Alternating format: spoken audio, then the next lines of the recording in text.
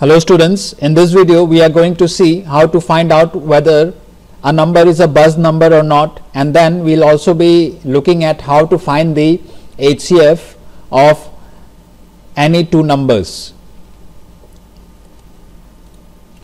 So a menu has been displayed here.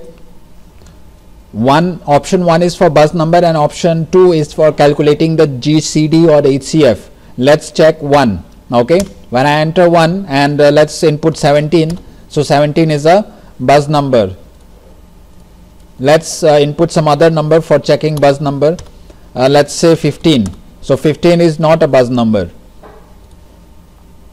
Similarly, let's check the HCF of any two numbers. Okay, let's say 12. First we need to choose the option 2, so I enter 2 here. And then I enter num1. Num1 will be, let's call it 12, and num2 will be 15. So the HCF you can see is 3. Now let's try to understand the coding here.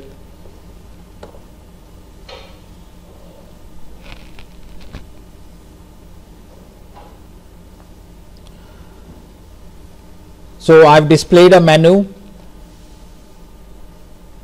And then in line number 19 I am taking the user's choice in the choice variable, okay, and then the choice is passed and as an expression to the switch statement. If the user chooses 1, case 1 will be executed. When case 1 is executed, I ask for a single number and that number is stored in num. Okay, now a buzz number. What is a buzz number? The last digit of the number should be 7 or it should be divisible by 7. Okay, that means if 17 is the number, in the last digit is a 7. Okay, so this is a buzz number. 21 is divisible by 7, so this is also a buzz number, although it is not ending with 7, but it is divisible by 7. So any one condition should be true. Either it should be divisible by 7 or it should have 7 as the last digit. Okay, so this type of numbers are known as buzz number. But 15 is not a buzz number because it is not divisible by 7 and it does not contain 7 as its last digit. So this is not a buzz number. Okay, so the statement here on line number 27 is very simple. We are checking num modulus 7. Okay, that is whether it is divisible by 7 or not. Okay, if it is divisible, the remainder will be 0, so 0 will equal to 0 and control will come here and it will print num is a buzz number. And if this condition is false, that it's not divisible by 7, then the second condition will be checked, num modulus 10. Okay, num modulus 10, suppose when you divide 17 by 10, 10 ones is 10, the remainder will be 7. Okay, whenever you divide a number by 10, the remainder will give you the last digit of the number.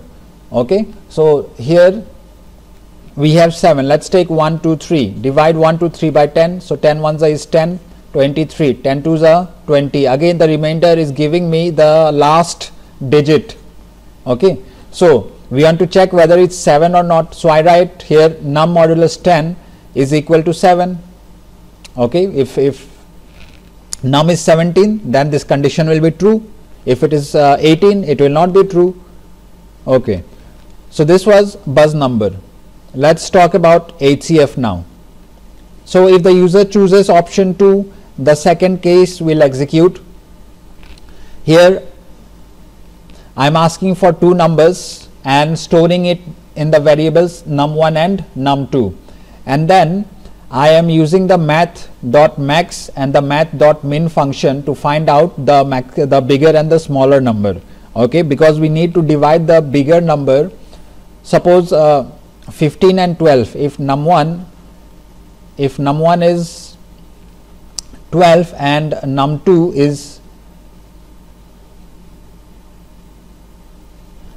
is 15. Okay, we need to divide 15 by 12. So 12 ones is 12, the remainder is 3. Okay, now okay, let's come back to our max and min function first.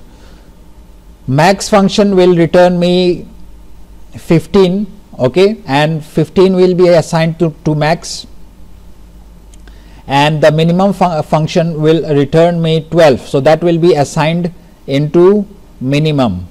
Okay, now in line number 40 we are applying the modulus operator, max modulus min. That means 15 modulus 12, and you know that this operator will give you the remainder, so this will give me 3. In remainder we have got 3. Now I am using a while loop, okay, to check. First of all, the condition here is remainder not equal to 0. If the remainder is 0, that means we already have the HCF in remainder, isn't it? Suppose we have got two numbers 2 and 8, so 8 is divisible by 2, 2 4s is 8, and that 2 will be the HCF because 2 has divided 8. Okay, so I need to check whether remainder is equal to 0 or not. If it is not equal to 0, control will come inside, but if it is equal to 0, control will not go inside, it will come to line number 48 and it will print HCF is minimum. So if you take num1 and num2 as 8 and 2, or max as 8 and min as 2, the remainder will be 0. Control will come directly to line number 8 and it will print the value of minimum, because minimum has got the divisor and that divisor is the HCF. So 2 will be printed. But in case of 15, if max is 15 and min is 12, the control enters the while loop. Okay, and what are we doing here?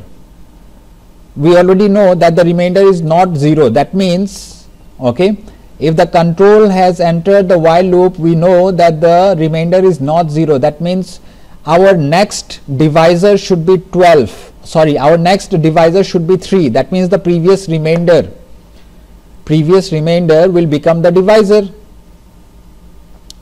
and the previous divisor will become the quotient.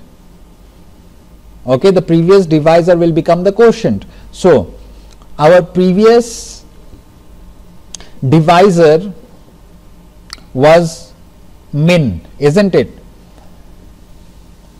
Min is the previous divisor. We store it in the max. Okay, so now max will store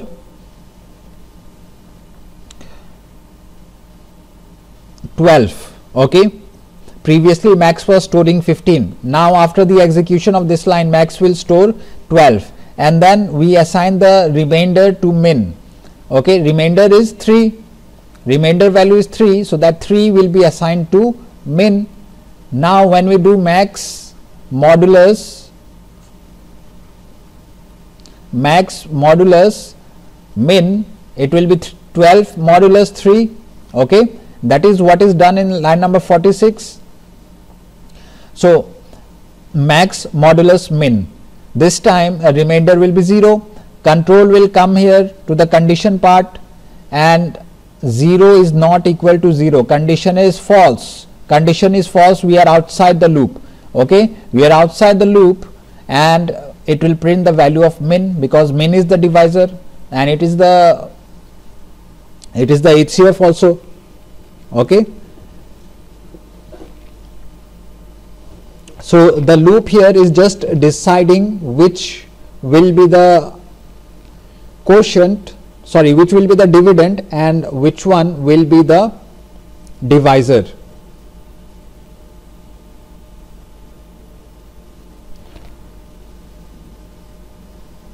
So I hope you have understood this program. Thank you.